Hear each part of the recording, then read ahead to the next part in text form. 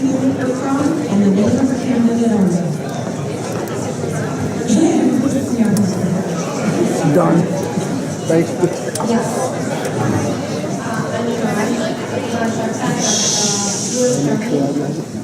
From District 19, and I nominate Richard Wright.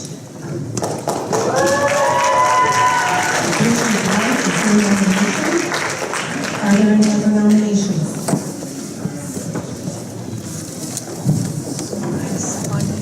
I'm Susan Mocha of Rice County, and I'm deeply honored to nominate one of us for all of us. To represent us in Donor Speech is just the name, please. Vicki Jensen.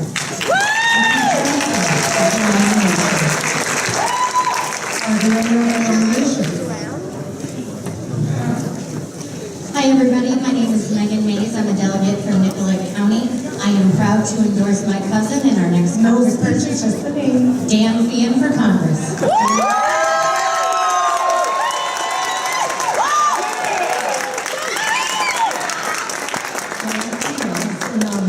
Are there any other nominations? Are there any other nominations?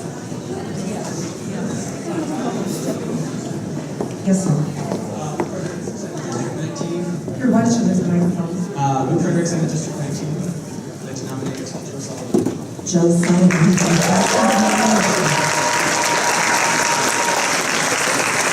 Are there any other nominations? Are there any other nominations? Are there any other nominations? I'm not hearing any more nominations, so I'm going to close nominations. We have Richard Wright, Dan Fian, Vicki Jensen, and Joe Sullivan. Prior to the convention, names were drawn by lot, and each candidate is already aware of their speaking order. Each candidate is allowed 15 minutes to present their campaigns, their candidacy, and we will have Vicki Jensen, Richard Wright, Dan Fian, and Joe Sullivan in that order. The timekeeper will begin when the presentation in substance begins. So Vicki Jensen. Vicki Jensen.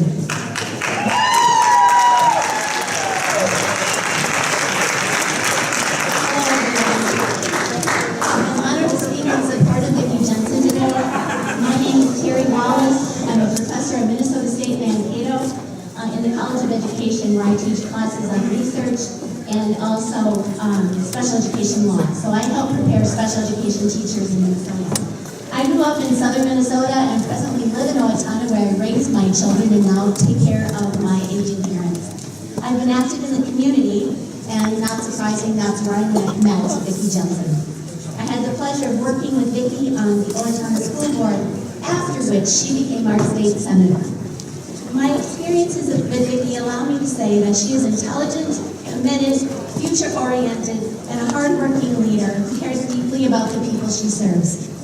Her record of securing input and working on behalf of her constituents is solid. There's a lot of evidence. Yeah. While my direct experience with Vicki is related to education, where we both believe in the transformative power of such, we can count on her to deeply examine any topic, every topic or issue, fully identifying even the most subtle distinctions to make the most informed decision on our behalf.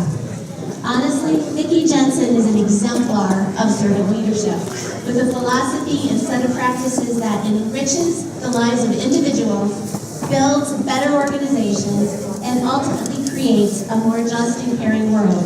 We want that always. We need that now. Please join me in supporting Vicki Jensen. She truly is one of us, working for all of us.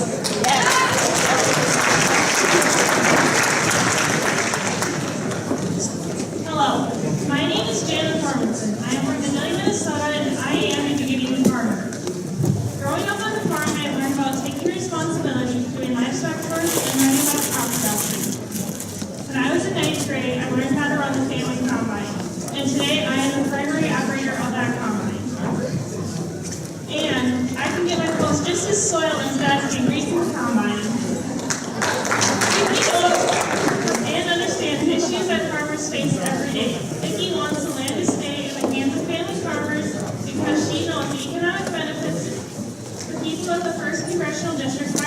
that way. To showcase this, according to the Farm Business Management 2017 annual report, the average farmer spent $785 to $728 in our community, which has a great economic impact.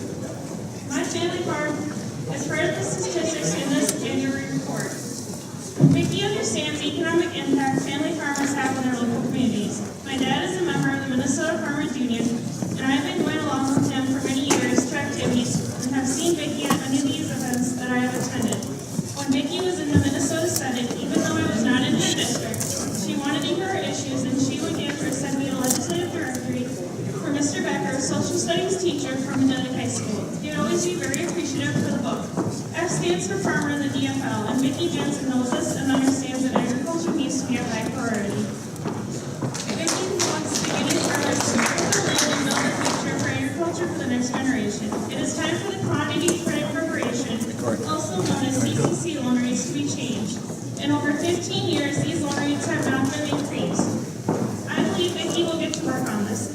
I'm supporting Vicki Jensen for the nomination for the 1st Congressional District seat in the United States House of Representatives because I believe in her strong passion not only for agriculture, but for the betterment of each and every person's future in the district. Thank you very much. I wish you all a good day and safe travels home.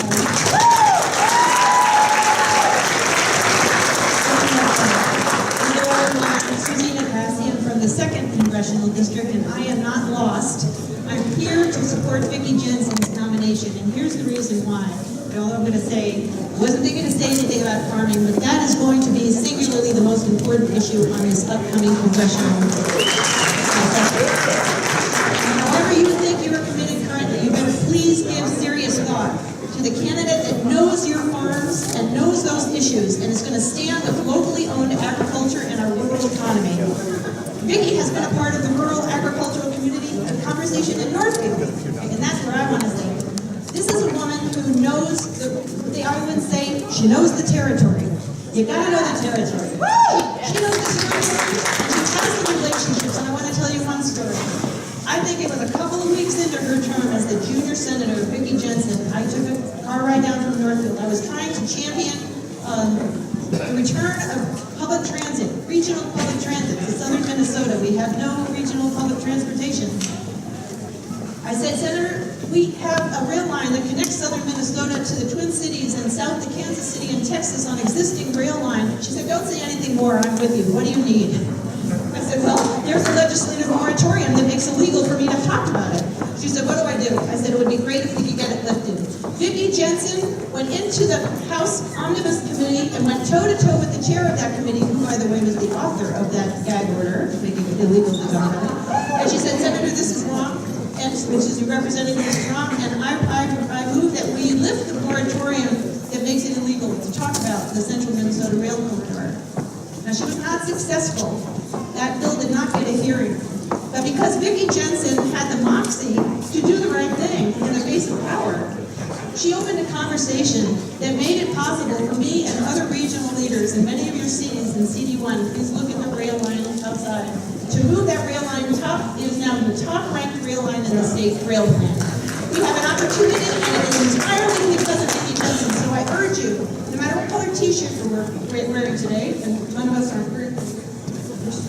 Anyway, that's it. Please do think about Vicki Jensen and her capacity for relationship and knowing the territory. She is the candidate for this election. Please give your support to Vicki Jensen.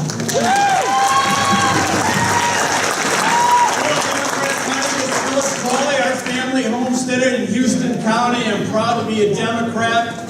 Good afternoon. I am also a railroad conductor, and we run the trains through southern Minnesota in this town. When we were at the State House, Senator Jensen stood up for railroad workers. When we needed help, she was there for us. Please, take a look at the work and the body of work that this woman has done for the Democratic Party. She has worked for southern Minnesota. She has worked for farmers. She has worked for labor. And I ask you to support Senator Vicki Jensen. I believe it's time for the 1st Congressional District to send a woman to the U.S. Congress.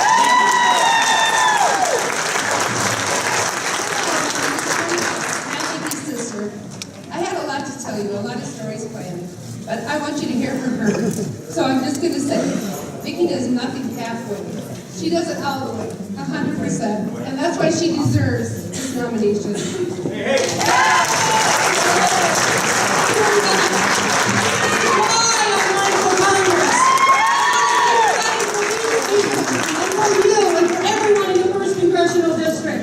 I want to do something about our education system, our food system, our judicial system, our financial system, our healthcare system, our transportation system, and our ecosystems. Because right now, they're in jeopardy because Congress won't do their work. And I want to do something about the campaign finance system because I absolutely believe that it is threatening our very democracy. In 2012, it was my husband and I and our 3 kids, and my son Benjamin was 8 years old, and he went on his scooter, and he was yelling, "Vote for my mom! Vote for my mom!" And I just follow up and say, "Yep, I'm the mom. I'm the mom, everybody!" We won that election. I was the first Democrat to win in 40 years, and the first woman to hold that seat. Expansion of Medicaid, and it put 200,000 more Minnesotans access to health care. Let's put our public option onto our Minnesota exchange to make that better. I will continue that work in Washington because we can't go back. We've got to move forward.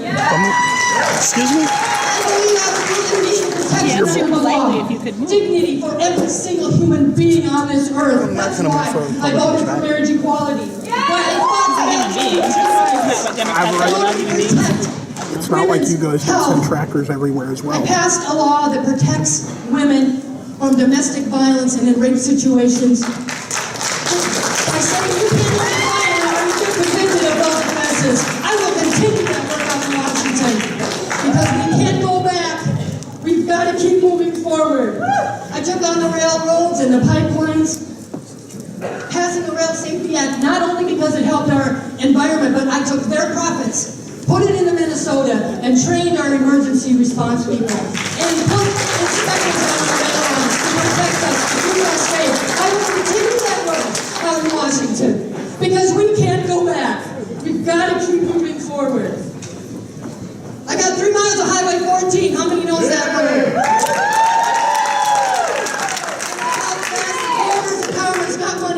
So our economic situation between our cities can remain strong in our rural areas. I put broadband money out there for infrastructure. And I passed one of the most innovative changes in school funding in decades. Because we need good, strong public schools. And guess what? I'm going to keep doing that out in Washington. So we can't go back. We've got to keep moving forward.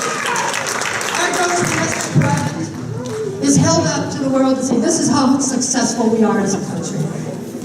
Yeah, well, it includes things like the cost of war, the cost of MR-15s and high-capacity magazines, the cost of housing our people with mental illness and addiction in our prisons, the cost to clean up our air and our water and our land. I don't agree with that. We have $17 trillion right now in gross domestic product, and it has no way to measure the distribution of that wealth. Who's getting that money? Are we hungry? Are we poor? It doesn't include the measurement of how healthy we are, how good our school systems work, the cost of our failing infrastructure, and the loss of our rural communities, and the loss of our family farms. I will work absolutely as hard as I can to get that changed so that we can look at where we are as a country and make good, sound, working together public policy. And I tell you, we can't do that if we don't get the reform that makes all other reforms possible. Campaign finance reform, I will work every day. Every day to get that money out of our system. I'm so invigorated and inspired by everybody. The people in this district, in this state, and in this country who are finding that voice from beneath those piles and piles of money to get out there, to speak up, to stand up, and to march. Hashtag Women's March. Hashtag Dreamers. Hashtag War. Hashtag Black Lives Matter. And hashtag March for Our Lives. Now let's march to the polls. That's the march we have to do. We have a great responsibility here today, being elected as a delegate. I've been a delegate I know what it's like to try to figure out, but you have a choice. You have a choice to decide who it is that you think will represent you. I'm here. I've been working here. I'm one of us. And I will be here. My family's here. My business is here. My life is here. If we want to keep moving forward and not back, you need to choose a candidate who can talk the talk and who has walked that walk. I've walked that walk.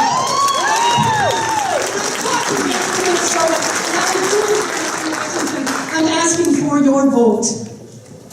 I'm asking for your vote because I think it's important for us to send one of us, everybody. Send me out to Washington and I'll continue that fight for you. And I'll keep working for every single one of us. Thank you.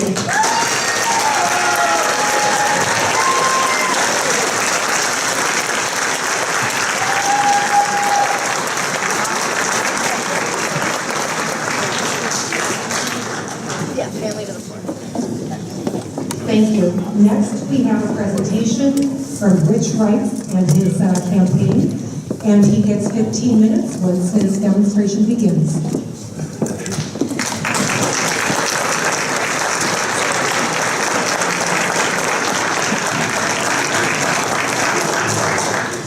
I love history. All kinds of history.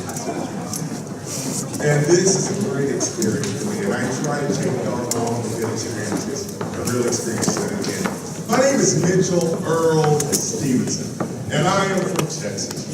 And it said that you never have to tell a person that you're from Texas, because if you is, they will know it, and if you're not, you're just pissed off. Anyway, I want to tell you about my first experience about Minnesota and why I love this state and the people of this state. I got to Minnesota 2 weeks before the Halloween blizzard of 91. And let me tell you, as we say down south, it was something special. I was driving in limousines and I had taken a group out and I was driving back over to Madison Lake. All right. Now I didn't know what a snowdrift was. And I just remember where the road was supposed to be. So I'm driving, and all of a sudden I kind of end up in a ditch. Now this was the days before everybody had cell phones. So I remembered earlier that there was a house about a mile ahead of me and a house about a mile. I still had my tuxedo on and my dress shoes. So I wander up to the house in Florida and realized they're just working on it. No one's there. Get back in my car, warm up, because I had cleaned the snow away from my top lane. I was that smart. I listened to NPR. I knew some things to do. So I decided to go back to the other house. I go back to the other house. And there I walk up into the farmhouse and I knock on the door. Mind you, it's 2 a.m. in the morning. And finally someone comes to the door and I see someone looking out the door and I hear somebody say, well, who is it, honey? And they had turned the porch light on and the guy says, yes, can I help you? And it's an elderly couple. And I said, yeah, my name is blah, blah, blah. I showed him my ID. I said, I know you don't need to open the door. I just want you to call my roommate to let him know that I'm not frozen someplace. And I'll be fine. And he goes, you know what? He goes, there's a workshop out there. It's at least 70 degrees. Go out there in the blanket. I could not believe it. I went out and it was really true. I went out and I was laying on the couch. About that time, the gentleman comes back out. He said, young man, come on in the house. My wife has made a place for you on the sofa. I could not believe it. I go in and they're making coffee for me. And I went, no, I'm just going to go to sleep. He said, my son will be over tomorrow morning, a big yap. And so he goes, I got to tell you though. He goes, when we turned the porch light on and saw you, my wife said, well, who is it? And he looked at her and he goes, I think it's Clarence Thomas.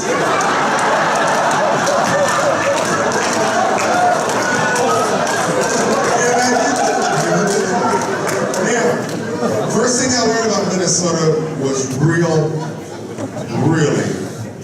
people.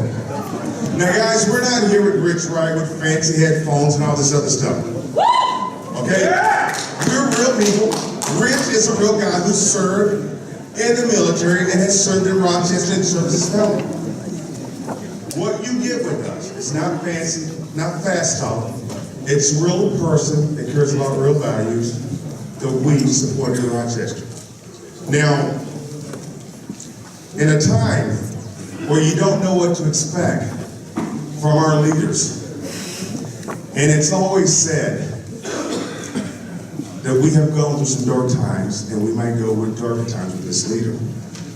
But it's also said that it's always darkest before the sun.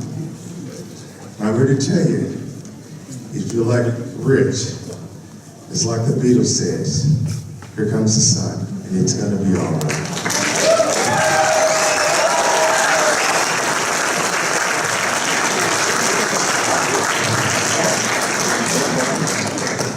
Well, thanks for being here. I am sure excited. I'm here as a delegate, and this is the first time that I've been to a session like this, and I am just energized. So I'm a first-generation American. I am a primary care doctor, and I'm one of those scientists. Really, most importantly, I'm the mama screw. And although I'm excited, I am pissed off, and I am angry. I am angry that my patients can't afford their meds. I am angry that bankruptcy is caused by medical bills in the United States. I am angry that my kids have active shooter drills in school. I am angry black men like Mitch can't go to Starbucks for a cup of coffee. So,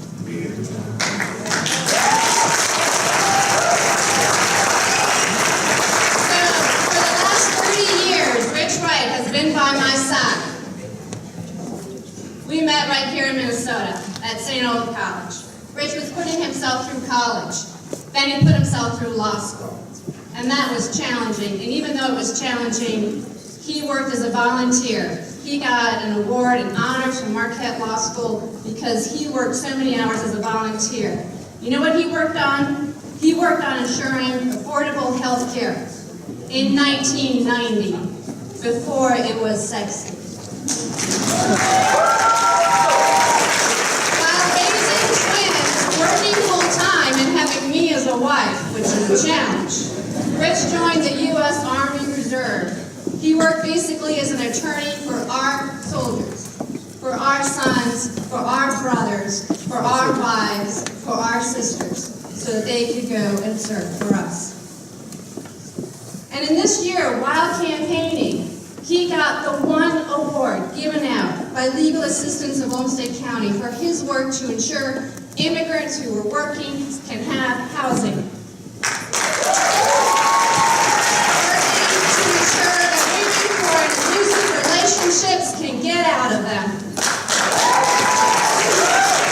And throughout this, he has gained an A+ in my book as a husband and as a dad. He is committed to my family, to our family. He is committed to our state. He is committed to our district. He has demonstrated through his actions that he has our values. As your representative, Rich Wright will not be bought by Washington money. Rich Wright will represent our values. Rich Wright will fight for single payer for health care so my patients can get their medicines. He will make sure there is education for all so my children, your children, can go to college and vocational education. And he will ensure immigrants and all of us can have social justice. Please welcome Rich Wright.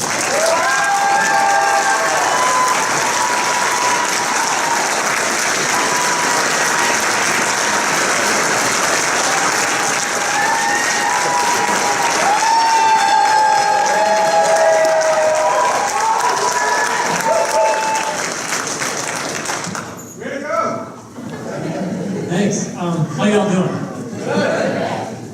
Thank you for coming out today. Especially, it's finally we have a nice warm weekend.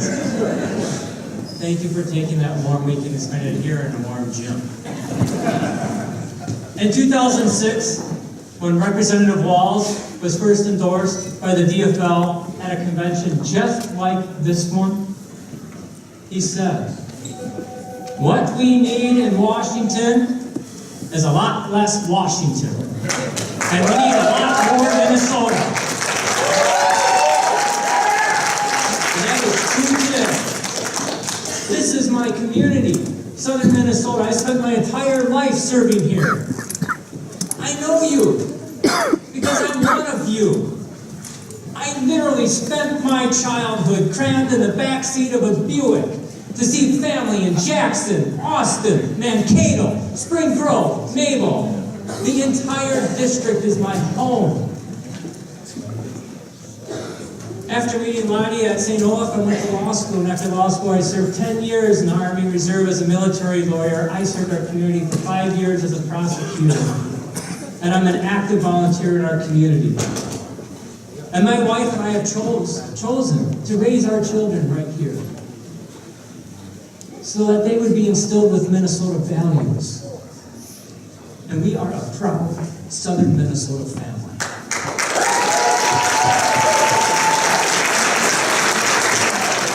Values. Here in Minnesota, we know that healthcare is a fundamental human right, period. And we have an obligation to serve those in our community to make their lives better. That education is critical. It is because it's the almighty equalizer. And that no one who is working full-time should live below the poverty line. That women, immigrants, people of color, and our LGBTQ community members deserve the same rights and respects that everybody else has. And we in Minnesota, we respect hard work. I will be a representative who listens to labor, as a champion for Davis-Bacon, works hard for working families, fights for prevailing wages, and makes sure that we have strong unions in Southern Minnesota. That is critical for our financial success.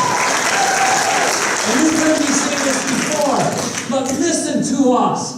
Listen to what we say, because it is easy for us to say, I'm for good jobs, good education, and a good economy. Well, good Lord, who isn't? So demand that we tell you what we mean. You have a right to know. Healthcare, and this is what I mean. We need to, well, right now our farmers are paying $35,000 a year between premiums and deductibles. We have people who are literally choosing between food or medications. It's immoral, it's wrong, and we know it. We know it. We need to move to a Medicare for all system that provides comprehensive care for eyesight, hearing, dental, mental health parity, and reasonable reimbursement rates so that our rural clinics can remain open. We let Medicare negotiate the drug prices just like we let the VA do. Other countries do this and half the cost. We can do it too. The economy. We need to move to a $15 an hour minimum wage. No one is working for this economy, and this will generate economic growth in rural America. And quite frankly, if we're not going to invest in affordable housing, this will make housing affordable for folks. And it strengthens our community. On education, not only do we need to make the investments in early childhood from 0 to K, because every dollar we spend there, we save 8. We can't afford not to make that investment. This is our future. We need to support our children and our teachers so that they can get the education that they need. And after high school, we make the investments and we partner with our unions. So if you're going to go into a trade, you can do that without paying for the skills, for the cost to get the skills or the licensing fees and become a carpenter electrician. We need help there. And if you're going to move on to universities, we make the investment so that you can go to our public colleges and universities without paying tuition.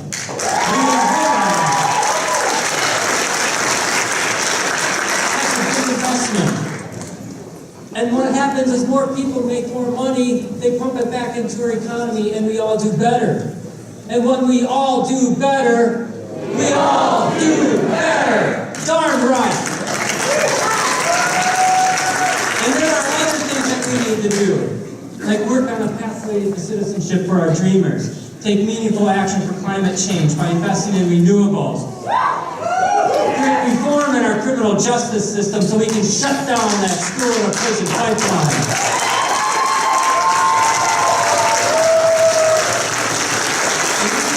A farm bill that actually helps our family farmers and not the big corporate A. That's all I say for 10 territory.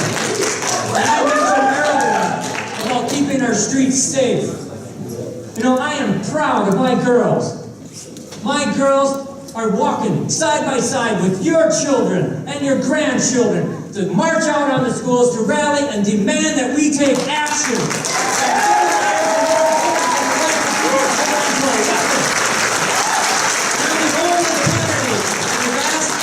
That we reinstate the 1994 assault rifle ban. We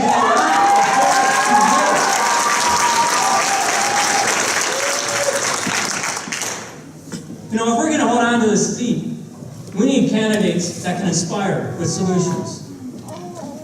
And I know I'm the candidate with the professional background, the community understanding, and the platform that can win in November.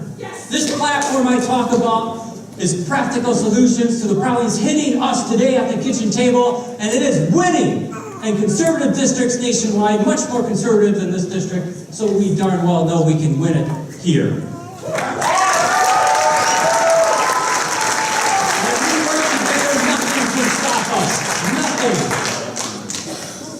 My name is Rich Wright. I've been endorsed by the DFL Environmental Caucus, Our Revolution, and the Brotherhood of Maintenance of Way Employees Division of the Internal Brotherhood of Teamsters. I'm the only candidate to receive the Common Sense distinction for volunteering.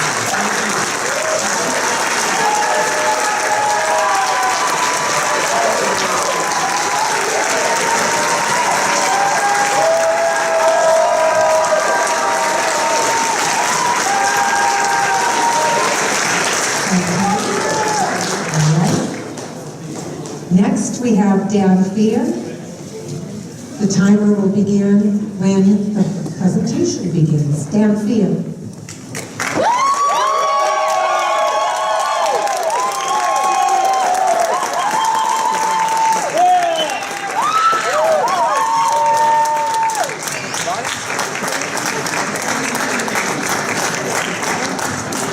In this world of negative politics, both nationally and sometimes locally, I'm really proud of Dan that he's kept the message positive.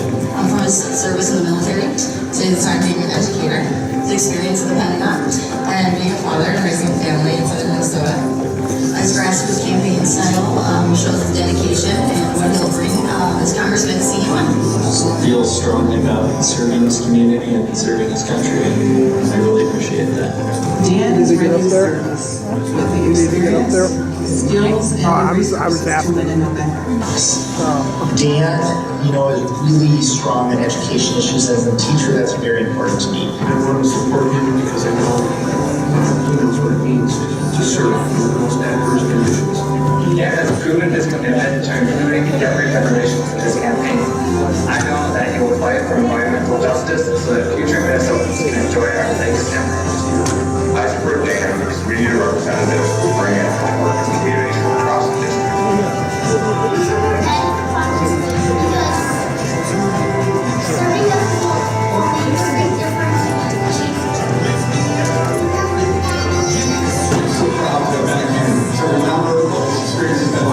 Every single conversation I've had along the way and be there with you. I'm honored to watch that, no matter how rough those seas get. I love to bring support and make sure southern Minnesota stays included in the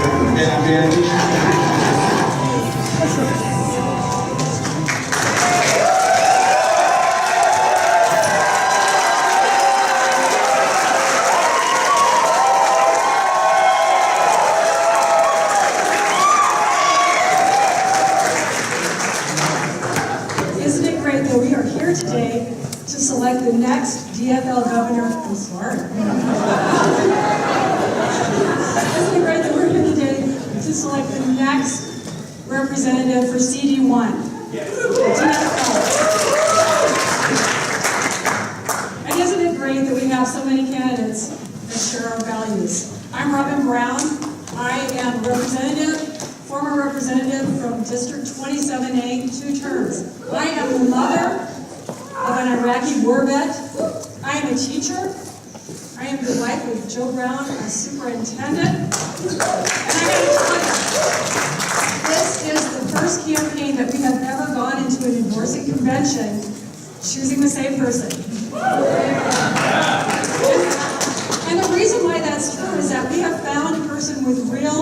set of values that cover the whole spectrum. He has experience as a veteran. He has experience as a teacher. He has experience in the Pentagon, appointed under President Obama. And we are just so happy to support him. Isn't it great?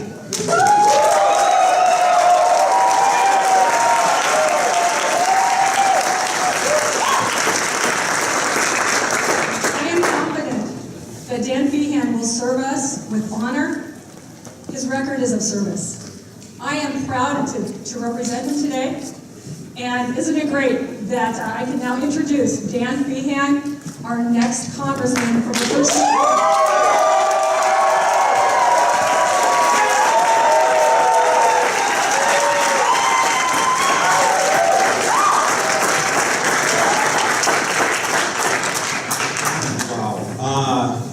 Thank you.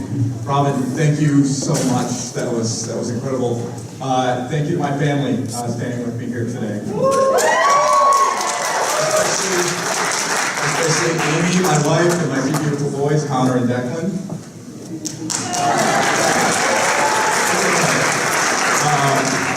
And my father in particular, because it was my father running for Senate District 26 when I was just a little kid that first taught me the value of service to a community.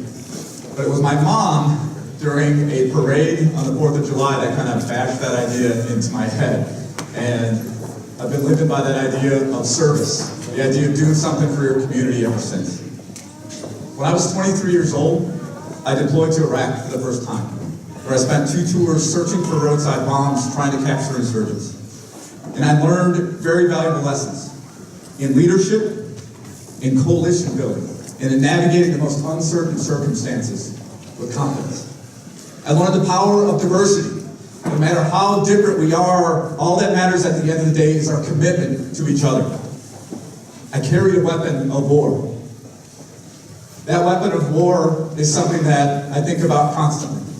Because being on the receiving end of automatic gunfire is the worst possible feeling I've ever had in my life. You can't move, you can't think. And I can say without hesitation, without a doubt, weapons of war do not belong on American streets.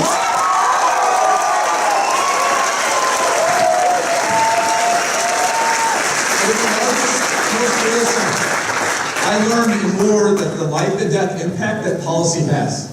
Whether policymakers, whether our lawmakers actually make decisions or don't, the consequences in the middle of war are enormous. It's a waste. But I also learned even in the middle of war, one person can make a difference. So when I came back home, I became a teacher. Gary, Indiana is where I taught. And I taught middle schools. Again, many valuable lessons there as well. First and foremost, middle schoolers are much tougher to deal with than soldiers are at the end of the day. But I also learned that in the U.S., still, especially in a place like Gary, your zip code determines your lot in life. And I learned without a doubt Gary needed teachers. But it is unconscionable that any community should be so short of resources and trained public educators as to have me there in the first place. But I also learned something important from my future spouse, Amy. I learned what an incredible partner I have in life, a proud public teacher, proud union member, Amy Duarte Feehan.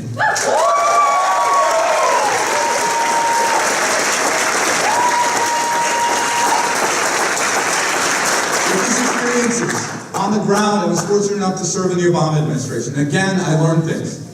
I learned experience and credibility mattered. I took care of veterans. I fought against predatory for-profit schools that sought to leave our service members in debt and leave them without degrees. I worked directly on the policy to allow our transgender service members to serve openly.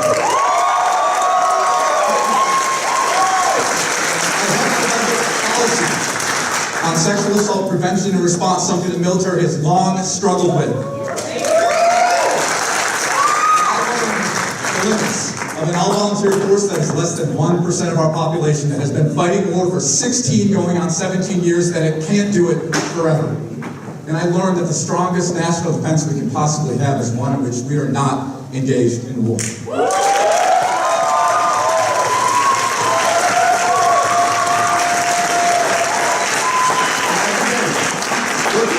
Congress, I learned that Congress is broken. That it is full of people who don't understand the life and death consequences of their decisions or indecisions. And I learned that, again, one person can make a difference. Throughout my career, because of the values I've learned growing up here, I've dealt with strong challenges. I've taken them head on. We have a tough challenge here today. Keeping the seat blue is not going to be easy. Filling the big shoes of Tim Walz is not going to be easy. But Tim Walz has taught us one thing, and if we could acknowledge him, CD1 is DFL territory.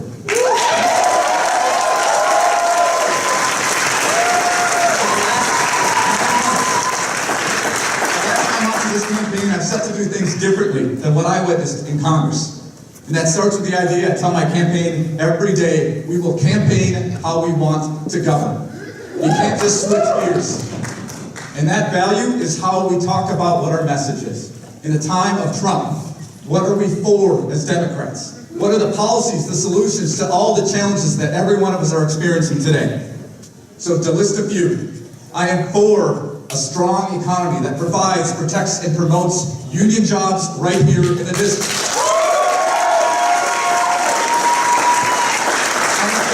Comprehensive and universal health care that covers everyone with affordable care, period. Supporting our farmers, but more importantly, supporting our aspiring farmers who are struggling to find a way to get in and become part of our great agricultural movement here. Legal reform and campaign finance reform. Every day I worked with Congress, and every day I saw members of Congress of both parties influenced by the insidious impact that corporate PAC money has. I watched them change their minds on things that were so clear to me, from the defense industry to agriculture to healthcare. And it's why I have made a commitment to reject any form of corporate PAC money in my campaign.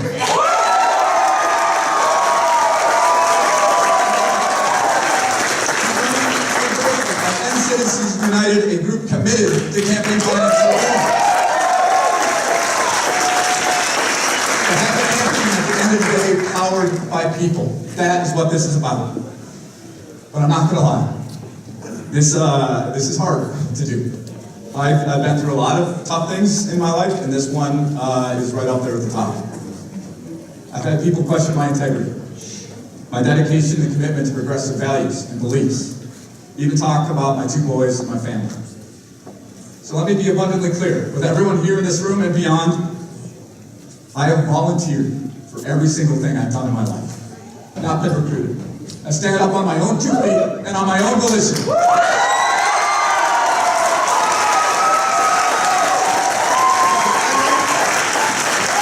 That's why Southern Minnesota works, period.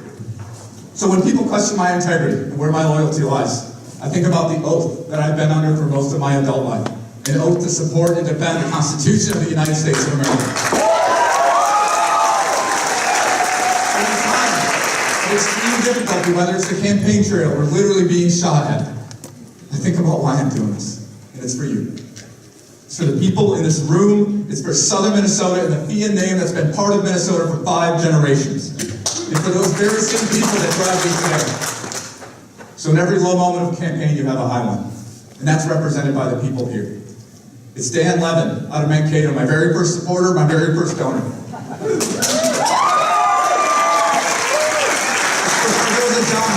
Whose incredible life story began in Somalia but continues here in America. That represents the promise of the American dream, but so far it has to still go.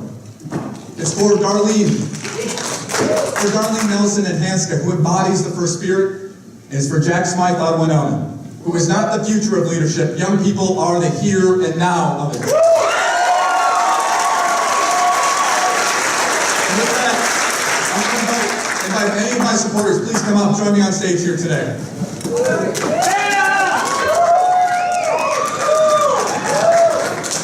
So, with this, we've all been inspired to see first-time caucus goers, whether a 17-year-old high school student in Mankato, a 70-year-old woman in Albert Lee, or lifelong Republicans coming out to their first caucus. All of that should inspire us, but it is our history that we need to remember today.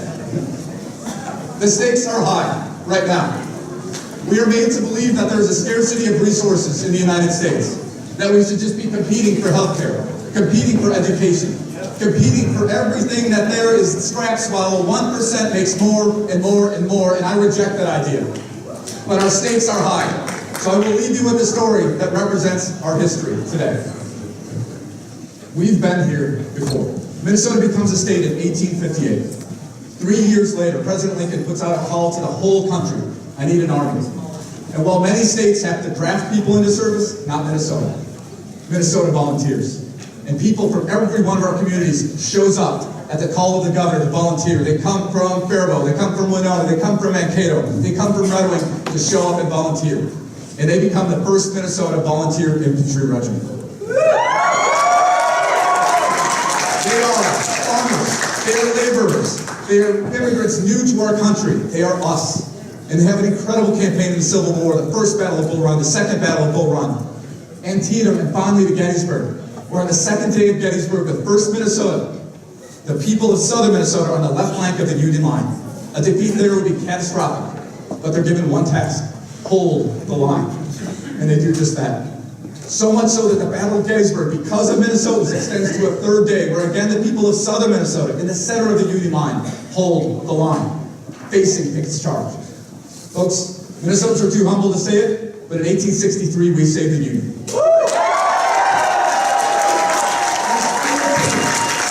The stakes are even just as high. Because think about this. There in the 1st Minnesota Volunteer Infantry Regiment was a Brown, was a Jones, was a Thompson, and an Earhart. Here in this room today is a Brown, a Jones, an Earhart, and a Thompson. As well is a Zelaya, a Jama, an El Rashidi, and Hurtado, because our community has grown stronger. And it is our job today to remember the spirit of the 1st Minnesota in Minnesota First. It is an honor of my life to be on this campaign and to find a way to serve. I would love for that to be your part as well, and so that this room together can be the blue wave crashing down in the 1st District on November 6th. I'm Dan Fian. Hope to get your support. Thank you very much.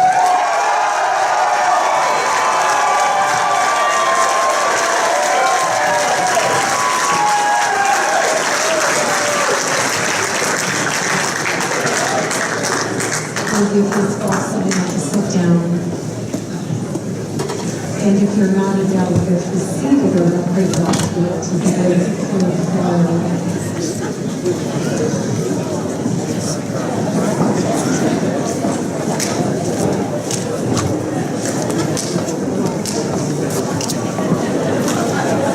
Our last candidate to present himself is Joe Sullivan.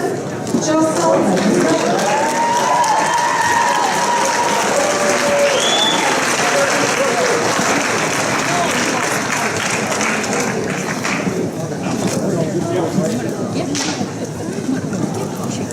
Just holding it down.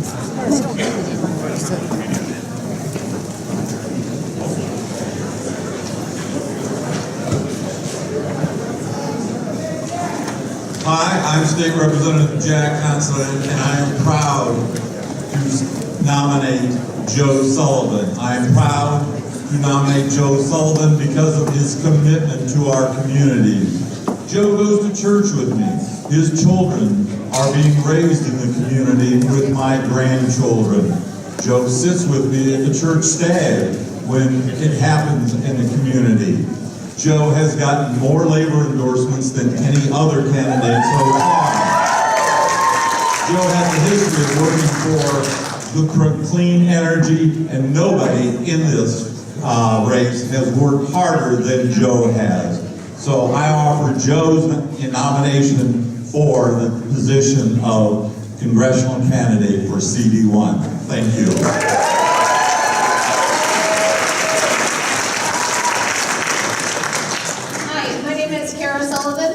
Joe's wife. I'm a doctor in Mankato. We recently celebrated our 14th wedding anniversary.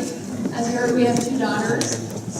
Joe and I met in college, and even before I thought I'd want to marry him, I definitely knew I'd want to have babies with him someday.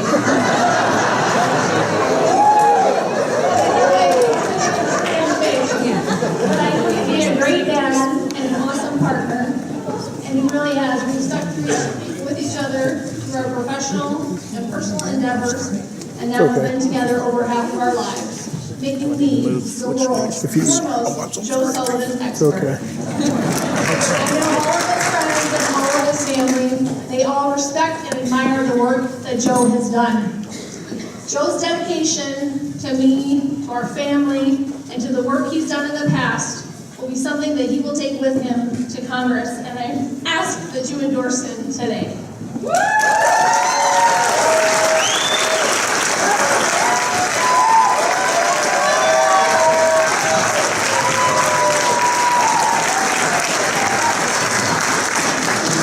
It still surprises me. I mean, that's just, I can't believe she said that.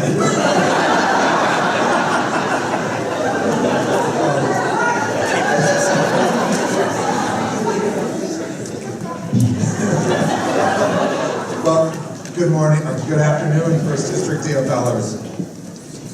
I am Joe Sullivan from Mankato, and I'm here today to ask you for your DFL endorsement to represent you and all the hardworking families of Southern Minnesota in Congress. You know, for the past 9 months, I've called you, I've met with you, I've asked for your support. I've shared with you my values, vision, and priorities for keeping our community strong, our families successful, and our future bright. And now you have a decision to make, and 4 good candidates to choose from.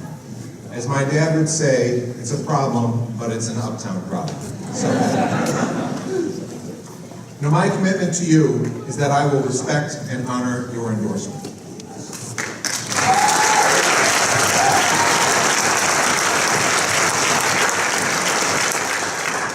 You know, my campaign starts with the basics. Southern Minnesota is my home.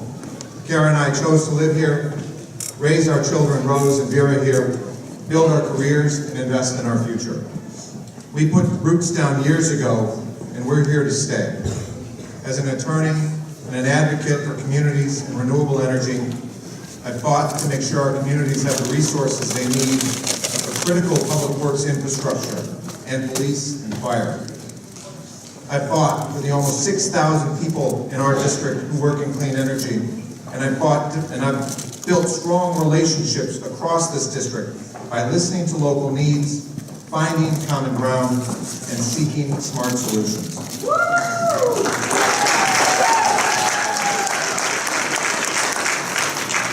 These are the tools I will take with me to Washington and put to use fighting for your families and our future. My wife, Kara, is a physician in Mankato. Kara takes care of families who are healthier today because of Democrats and the Affordable Care Act.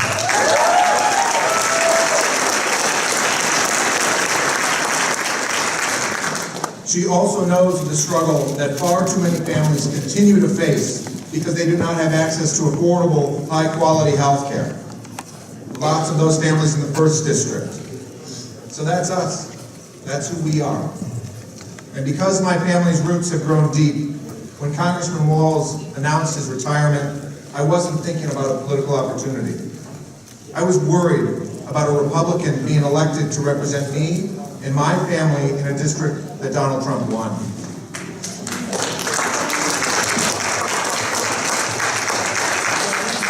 It is intolerable to think about the Trump administration's cruel, backwards, and damaging policies being supported and advanced by our next member of Congress.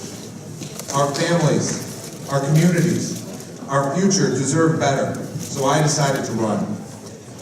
I'm running for Congress to fight for the future of Southern Minnesota and all that is great about this place we call home.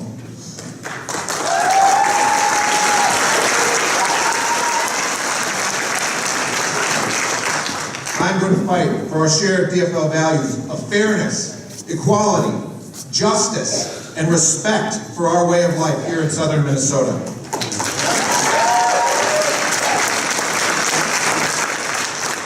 And at a time when we need to protect our children from the vulgarity of a political system that is off the rails.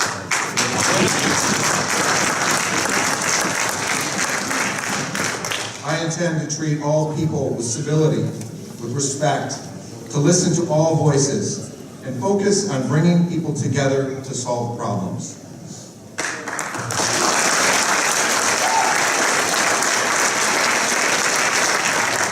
You know, I think this is the greatest congressional district in the country. I really do. We are a top agricultural producer. When you think about it, our farmers feed us and they feed the world. We're a top renewable energy producer.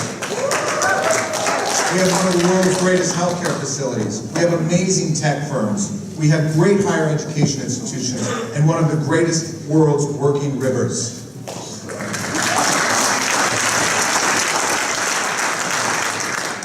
With this district's land, water, and wind, we are America's sustainable future. And this district deserves a champion in Congress who will always put the people of the 1st District first.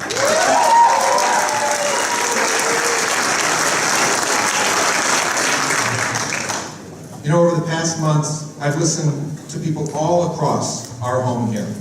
From the Mankato farmer, whose health insurance costs are so high that he is functionally uninsured, to the young man in Fairmont, who's the only kid to be able to move back to his hometown because of student debt, to the city that cannot grow because it has an 80-year-old wastewater treatment facility, and the teachers, the factory workers, the college students, the seniors, the communities of color, the faith leaders, and DFL delegates. And you have all told me one thing. The country's on the wrong path, and this White House and Congress are taking us backwards.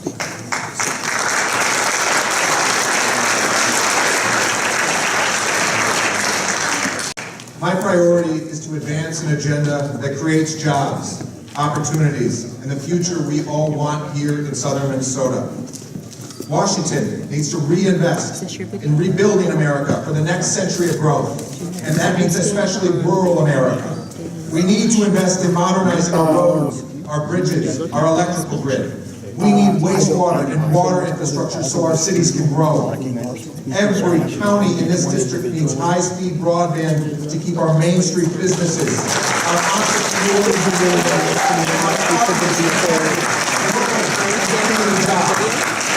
private timestamp on the video, but that was when... You know, we need our communities to be strong for families, retired seniors, and everyone.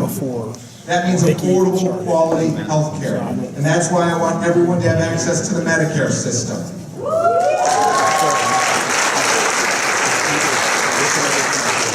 It means great schools and a debt-free education so kids can move back to their hometown. Okay, you've been fine. You were fine. And for our unions, I am true blue in my support of organized labor. You're fine right there.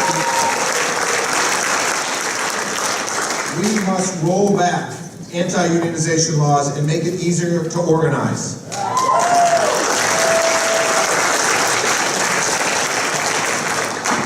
Here's my promise to you. I will never take for granted the importance of collective bargaining, prevailing wage, and the right to organize for our communities and our middle class.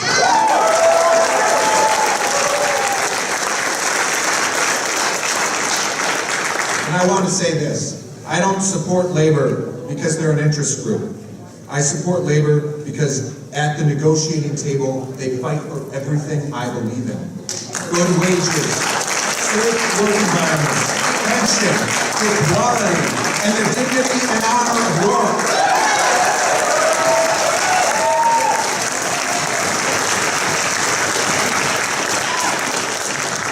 For our veterans, I will never support privatizing our VA health facilities or diminishing the care and benefits they earn and deserve. For seniors and people with disabilities, I will protect and work to strengthen Social Security, Medicare, and Medicaid. And for the most vulnerable, I want low-income families to have access to the nutritious food our farmers grow, not cut off poor children from food assistance. And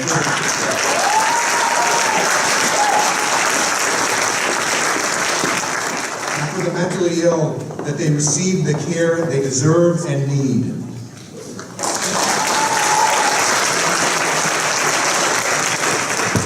And at a time when all of our rights are under attack, I will be a champion for workers' rights, for women's rights, for civil and voting rights, for LGBTQ rights, and for immigrant rights.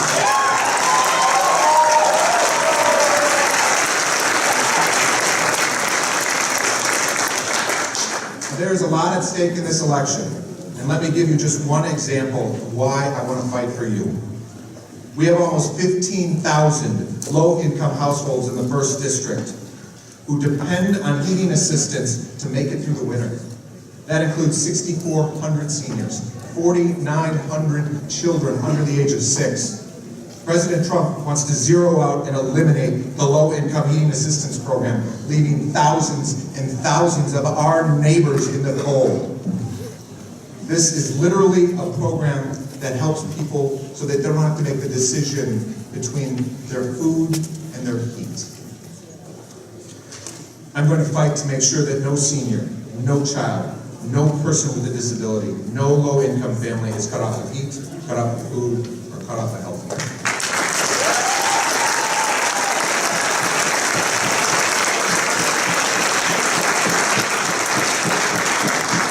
As I have listened to DFLers across this district, there's one issue that I find absolute unanimous agreement on. We must win.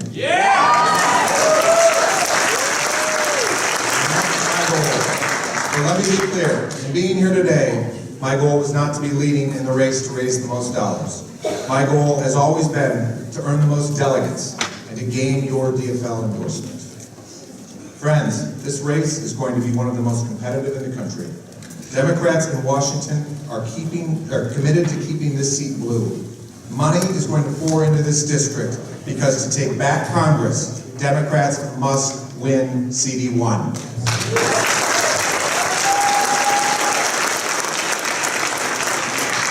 Winning in November is going to take more than Democrats, though. We need a candidate who can earn the support of independents and common sense Republicans by speaking to our common problems and a shared vision. I can win this race because I'm bringing people together to be united in a vision of a better Minnesota. And my campaign has been joined by some very important partners. I am very proud to have been the first campaign endorsed by major labor unions, including the operating engineers, the iron workers, and last week, representing 70,000 workers statewide, the Minnesota Building and Construction Trades Council endorsed our campaign.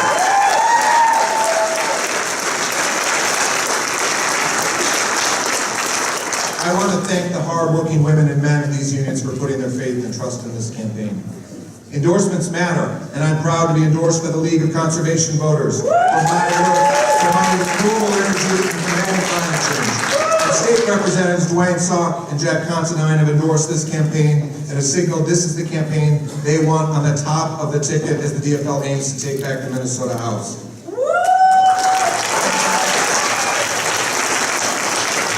These endorsements represent resources, people power, a commitment to our shared DFL values, and building a broad coalition that is essential to winning in November. Now, some of you will remember 12 years ago, a candidate was running for Congress in the 1st District with no name recognition, no money, and not many people believing he could win. That candidate was Tim Walz. And for the past year, 12 years, he's been outstanding. Thank you. I asked you.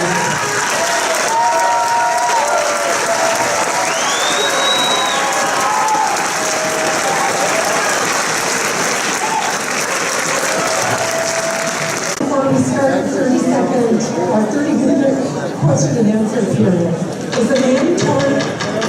is a mandatory question per your rules. It's a yes or no answer only. This is not going to count in the rotation, but we will go 1, 2, 3, 4. If a candidate other than yourself gets endorsed, will you under any circumstances run in the primary against the DFL endorsed candidate? Yes or no only? No. No. No. No.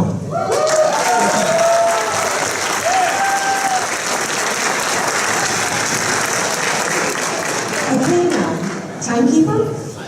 We're going to be strict about this. 1 minute to answer. The first question selected randomly. Please tell us how you will stay connected to CD1 when you get to Congress. Thank you. So when I served in the Minnesota Senate, I held second Saturday with your senator events, the second Saturday of every single month in 3 different locations because I wanted to hear from people. I wanted to stay connected to them and then try to figure out how we're going to move things forward.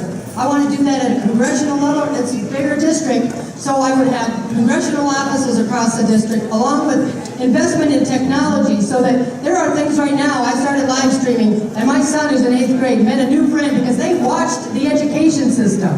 So that is amazing that we can do that kind of work. I will make sure that I do that, get some of that investment in there so that we can stay connected, because that's what representing is understanding and communicating with people in a transparent way as often as you can. And I will be back in this district, like I said, because I live here and I want to make sure that you understand what I'm doing and be held accountable for the things that I'm working on.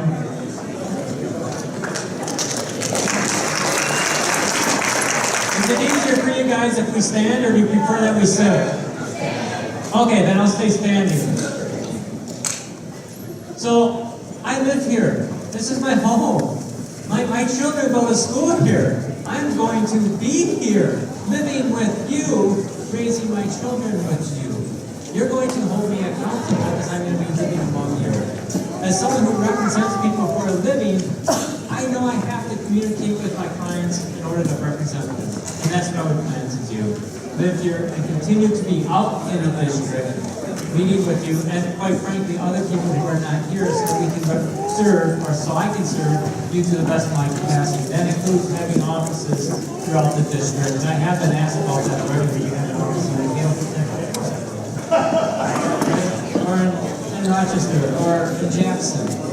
So we're going to have, we will plan to do that in order to, you have to do it in order to represent you. And of course, you all have my cell phone house. Time.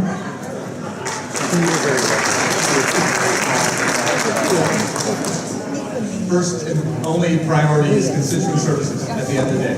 That is why we are trying to be elected, is to be able to serve the constituency that elected us. And that starts by being here and doing it directly. Lots of Congress people have meetings in Washington. It's one of the million different things going on in their day. It is not the best place to stay connected. The best place to stay connected is here in the district. So when I say campaign how you want to govern, right now we are building the alliances with the groups, particularly the groups that represent the marginalized communities of our district. Because those relationships are the ones that will carry over to when we are actually governing.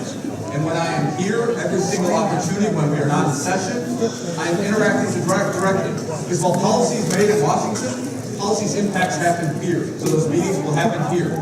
And they will happen on a quarterly basis, regardless of whether we have anything new to say at the time. I've always learned that as long as a meeting happens, I'll learn new things. And that's how I'm committed to doing it.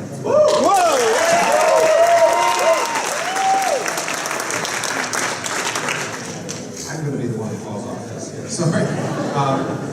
Yes, all of this. And I guess the way I will answer this question is, this is where my network is. This is where the people that I've worked with for the last 15 years live. This is where my family lives. This is where Kiara is going to continue to practice medicine in Mankato. My kids are going to continue to go to school in Mankato. This is the community that I am accountable to. This is the community that I love. This is the community that I'll be working for. So this is the community that I'm going to continue to live in. So how will I stay connected? I'll continue working and talking to the same people that I am working with them. So my view is that I will be in Washington and as a representative for you. So I'll continue to be connected and working with my family at the right place.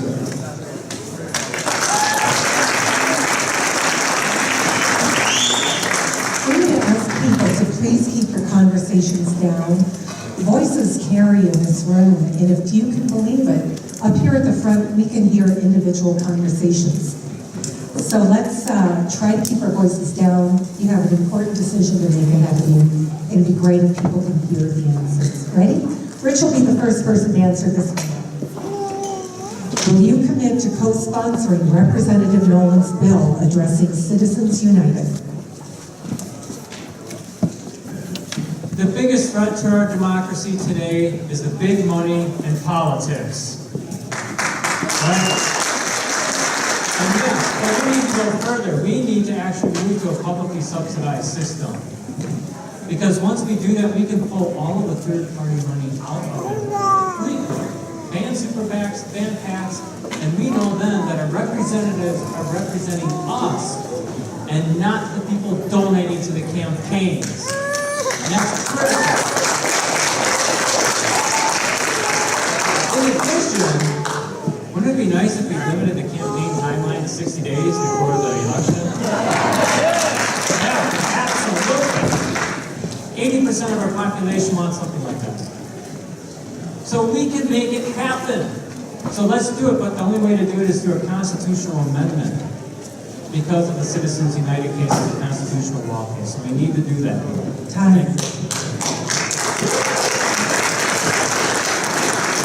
Short answer, yes, absolutely. Longer answer, so look, the influence of money is incredible. You heard me talk about it in my speech. It's very real. I watched a sitting senator make a decision that the Air Force did not want to have happen because the company of Boeing was well represented by her and had donated to her extensively. That impact is real. It changes policymaking. It changes behavior of elected officials who probably go in with the same idea that they're going to be impeachable. Their integrity is not impeachable because of our system today. And I'm more optimistic on the idea of the law. And the Citizens United decision is the law of the land, but we can get creative in Congress. And we can talk about limiting how long we're campaigning, as all of us campaigning for 9 months and longer can tell you would be great. And we can also talk about what types of contributions can come in and limiting the limit on individual donations in the first place. So that we, frankly, the most unfortunate part of our campaigning is calling people for money. It's terrible. It's the worst. And I would love to be actually campaigning far more than we will today. That starts with legislation. Time.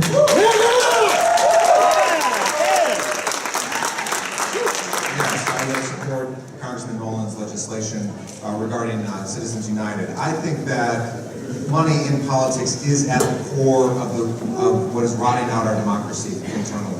I will absolutely support all efforts to reform campaign finance. We also need to address gerrymandering, which is one of the most fundamentally broken parts of our democracy. I will negotiate legislation in Congress now. I'll support legislation in Congress to make sure that legislatures can no longer do political gerrymanders. That is absolutely critical that we do that so that the fox is no longer guarding the hen house. It is, as I agree with both what Rich and Dan have both said, it is absolutely essential that we address campaign finance. Money is not free speech. It's power. It's power, and it's being used to form our public policy. I've served in the legislature. I understand the impacts and the desire of groups and special interest groups. I relied on their information. But when it comes time to make a decision, and you make that decision based on whether or not you're going to receive that next campaign donation, look at the tax bill that just got passed. They talked about it and they said it in the open. We need our donors to give us money. Here's your bill. Money is not free speech. If we want to do this, I absolutely will support it. I've been the one talking about this all throughout my campaign. I will support an amendment to the Constitution to change what's happened with what Citizens United did. You look at the money that went into it, it goes off the chart. In 10 years, the amount of money that's in this system, and I will fight it every day.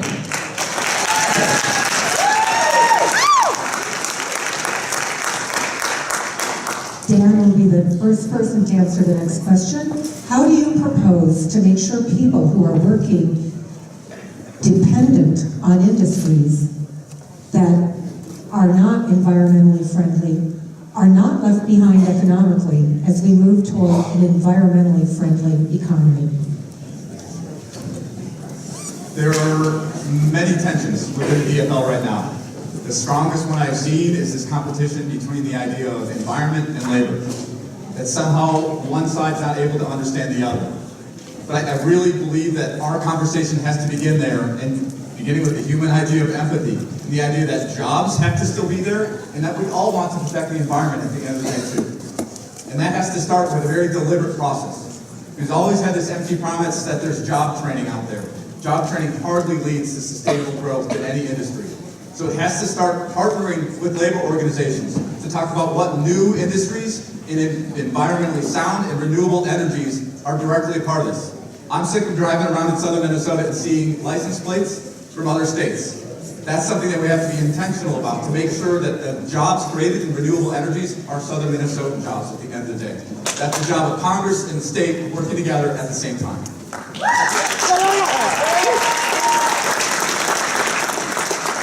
This is a critical question. This is something I work on every day in my normal job. And I will say the transition to clean energy is what is happening. And the way that we make sure that the benefits of that are throughout our economy is by partnering with labor, so that our 49ers are rebuilding, so that our iron workers are rebuilding our wind farms and our solar arrays and doing all of that work. We need to make sure that it's labor that is fighting and rebuilding the next generation of our electric system and our gas system. That is absolutely critical. That's how we address this question, is that we work with labor. We make sure that our unions are seeing the benefits in clean energy. If we do that, then the transition is going to be a just, equitable transition.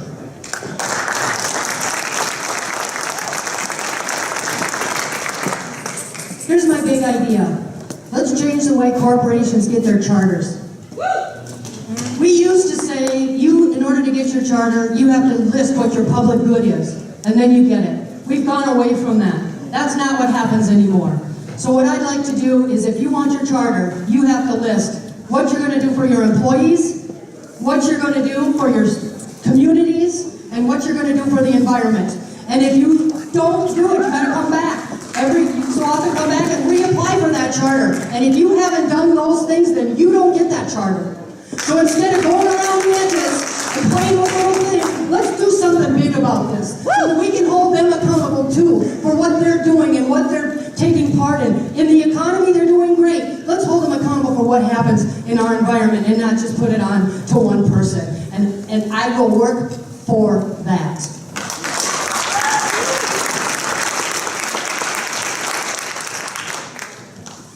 I've already been talking about this and you've heard me. When I talk about helping and partnering with our unions for job training, this is part of the solution.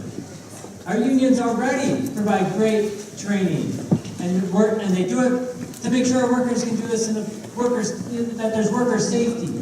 And if we partner with our unions, we can then make a transition to the new economy and transition from our fossil fuel industry to the renewable energy. And we have to do this. We have to do this. Climate change is real, right? It's the #1 threat facing us. And we have to do something about it. And that means partnering with people who already are skilled at designing and working with jobs for tomorrow. And if we do that, we'll all succeed and we'll be fine. That trick was to make sure we're partnering together and not fighting against each other. And that's why I'm the union candidate, one of them. I've been endorsed by the environmental caucus and by a union. Thanks.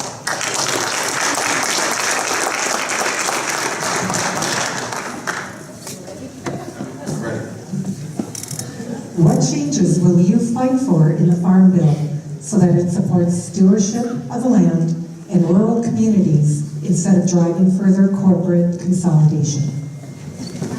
Sure.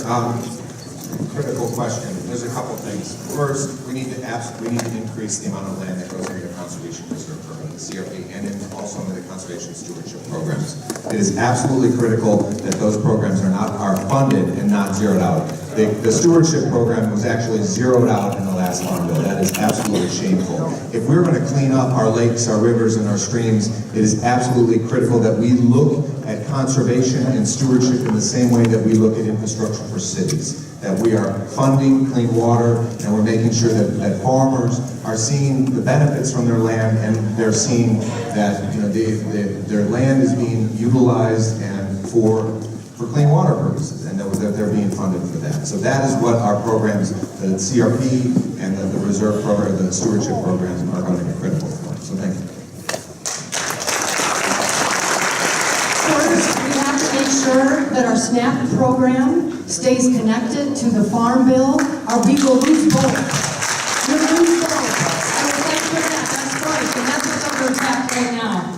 The next thing, how do we make sure that the safety nets that we want to work in a certain way are keeping families on farms? Because if those families get off of their farms, who's taking that over? That's my priority.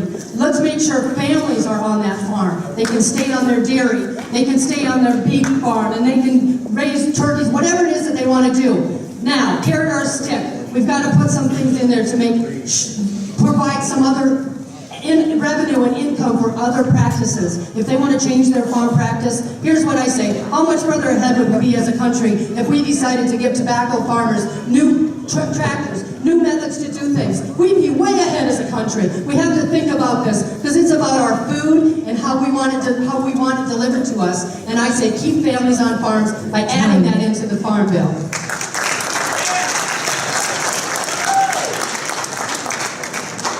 Right now, a lot of the people growing our food are on SNAP. How's that for irony? And we are talking about cutting SNAP today on the Farm Bill. It'll be devastating to our farmers, and it'll be devastating to our rural communities. So the first thing is, we've got to shut that down and actually keep SNAP fully funded so that all of us can do better. The other way we help farmers is we got this thing called climate change.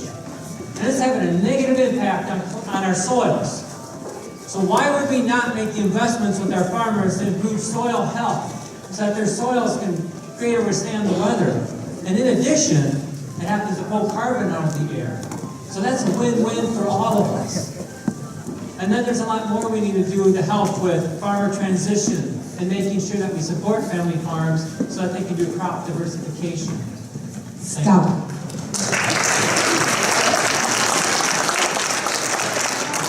To other questions we've had here today. Because of my interactions with Land Stewardship Project in particular, I'm thinking a lot about this issue, especially the idea of tying it to sustainability and sustainable practices. One of us may be facing that next Farm Bill, depending on how this goes. And the reality of reform being needed when it comes to crop insurance, when it comes to the need to include and tie crop insurance to sustainable farming practices, when you tie that with the need to bring younger farmers into farming, and in particular bring younger farmers who are also people of color at the same time, you can tie all of this together. Because it happens to be those people in particular that have incredible difficulty accessing the land you need in the first place. And as any farmer will tell you, if you are renting, you're already behind the curve. And I want to make sure that as land becomes available, it's in particular targeted towards young people and people of color who want to get into farming. And that's an introduction that starts in our schools to make sure that our kids are exposed to the life of agriculture. It's not just the idea that it's your family, but it's your community. And that's what I want to make sure is there.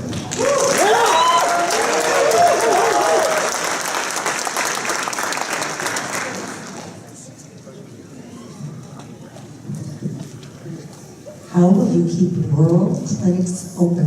Well, first let's raise the reimbursement rates for Medicare and Medicaid so that they get the amount that they need to stay open and available to us. We're not talking about health care in the United States. This is about our freedom because we make our decisions based on whether or not we have access to a group health plan. That's not what we want. So in order to keep our clinics open and in rural areas, I worked on this in the Senate. I know and understand how it works, and I also am an insurance agent who has helped people try to find that insurance. If people say to you that they don't want to participate in our healthcare system because they're not sick, then that hospital is not going to be available to them when they need it, and when it's available. So we have to make it very clear that if we want the system to work, no matter what it is, everyone has to participate, no matter who you are. So if you want to do it for everyone too, that has to happen. So research is what. Thank you. I've been working on this healthcare issue for a long time and been involved in it. In the 90s, I helped people get insurance who kept getting kicked off because of pre-existing conditions. It's the #1 issue hitting us today. And you've heard my solution. Cradle to grave Medicare coverage for all. And as part of that, you have to have reasonable reimbursement rates. And if we do that, our rural clinics will stay open. It's simple math. We can't afford not to have our rural clinics open. Because what happens is if you're on a farm and you have a farming accident, they're kind of a big deal, right? Well, if you don't have an ER to go to that's 20 minutes away, instead you got to drive 2 hours away, that's the difference between life and death. And we all know in this room, right here, That is morally wrong. Right? And that's why Medicare for all cradle to grave coverage with reasonable reimbursement rates, because we can make it work. This is the part of healthcare that oftentimes we lose sight of. We often talk about the big grand scale change we want to make to our system to cover everyone. But it's unique to southern Minnesota and a lot of other places that healthcare is simply just not accessible because it's not close. Whether you're a veteran having to go 2.5 hours just to get to Minneapolis for routine care, or as my wife Amy will tell you, you're in that second labor where minutes matter and where that healthcare is matters. That part of it has to get talked about as we're talking about our coverage system. Because at the end of the day, I believe that emergency services at minimum are a public good. So when we have private hospitals viewing them differently, it is time for the government to assert that because healthcare is a right, so are emergency services, and they should be part of our communities. And when you think about Albert Lee, that's what I think about first and foremost, assuring that right.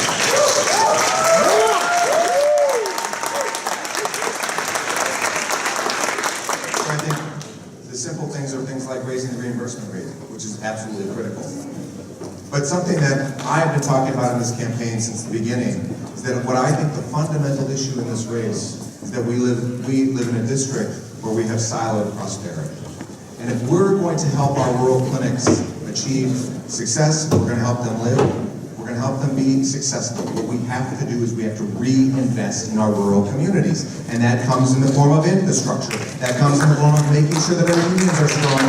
So not only are we building the next generation of stuff, but that we're building strong communities. We have to make sure that we're giving folks a place to live so that we're addressing, we're making sure that kids have an affordable education so that they can move home because they don't have a mortgage of debt on their back after they graduate from school. It's a hard problem that is a deep and multifaceted problem.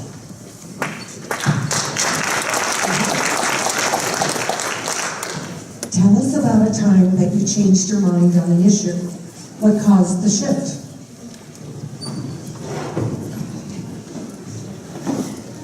I've served on a number of boards. I was on the Planning Advisory Committee Board. And when we were on that, you had to come and do a lot of infrastructure issues and building issues with developers. And someone had come up with a program to develop a neighborhood, and my initial response was, well, this looks like a pretty good development. But then I learned it was on the Decorah Edge in Rochester.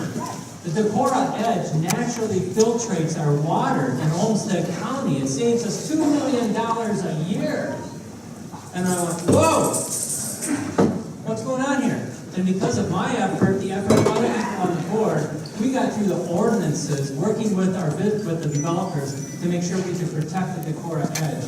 When we did that, we saved our water. We saved our water filtration. We saved our water. So nature naturally filtrates our water today. That was my first time when I made it. Thank you.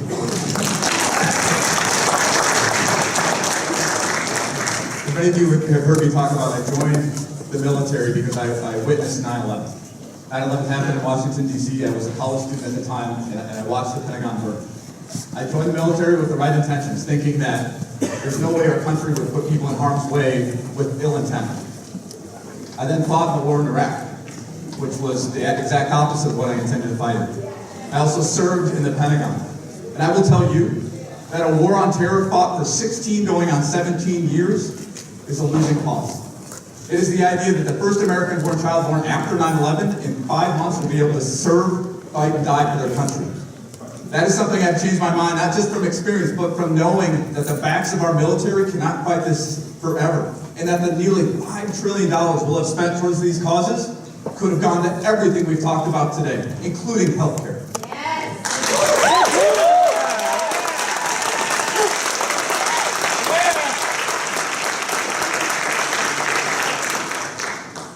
I think the issue for me where I changed my mind most recently on is regarding the Affordable Care Act. I was a supporter of the Affordable Care Act, but I thought that we could get to truly universal coverage through the markets and through a public option, and I don't think that's possible. I think we absolutely have to have a Medicare option for everyone. It is at the end of the day, healthcare should not be about profits and losses. Healthcare has to be There has to be an opportunity, an option for everybody to buy it. It is a public good. And that is, for me, the most recent example of changing my mind about school. I believe it's important for you to know and understand the person that wants to represent you, how they think, how they make their decisions. And so what I'll tell you is I'm a passionate pragmatist. What does that mean? I'm passionate about the issues. I don't back down, but my line is here. Don't go backwards. How do we move it forward? And there are things that get brought to you in the legislature that you have no idea about. You have to count on other people. My process is research. Bring them in. Talk to everyone that you can, even if you don't agree with them. This is huge for us to get good, solid public policy. I have many I can tell you about. I'd love to talk to you about it. Child care unionization was one of them.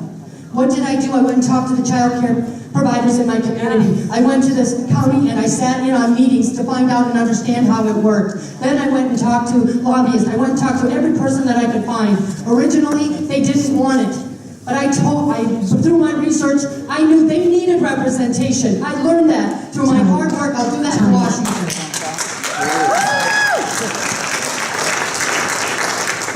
This is going to be our last question. Are you ready?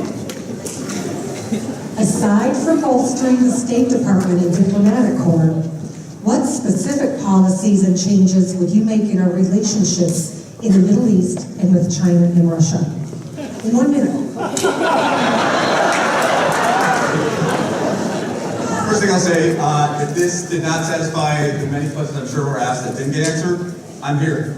Find me. If you want to hear about something more, tell me. Now, to that very simple question. Every relationship in foreign policy we have is so much more comprehensive than the military alone. Every level of government interacts, whether at the lowest levels of the State Department, the highest levels of the Pentagon, every one of them happens.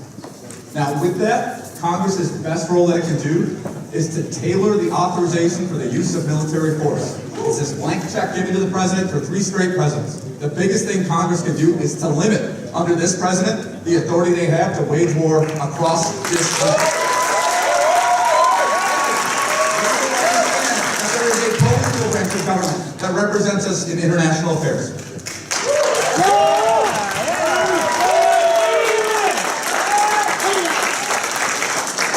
I would start by the way, our tone, the way that we act towards people.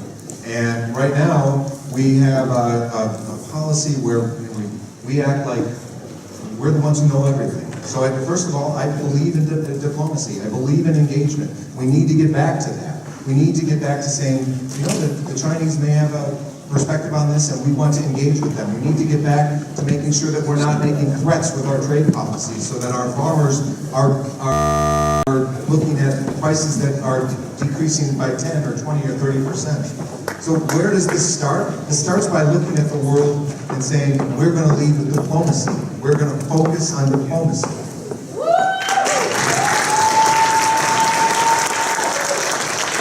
These are the kind of discussions that keep people from running for office.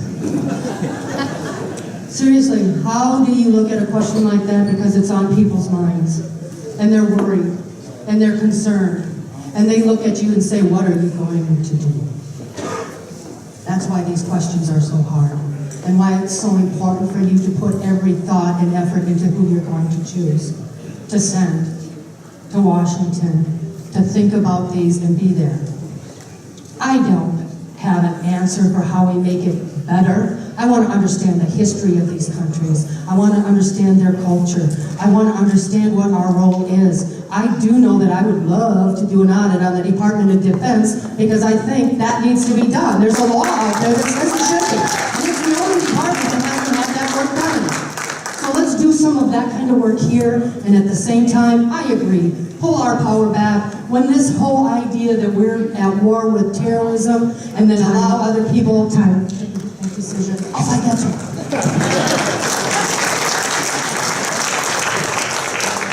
So some of you have asked me about foreign policy, and I use this example. If we're together in a neighborhood, who are we going to trust? Our friends that accidentally bomb the school and kill our kids? or our friends that helped us build the schools for our kids. And that's the mindset I bring. We need to invest more in the State Department. We need to rein in the military because we're doing too much damage and it's hurting us.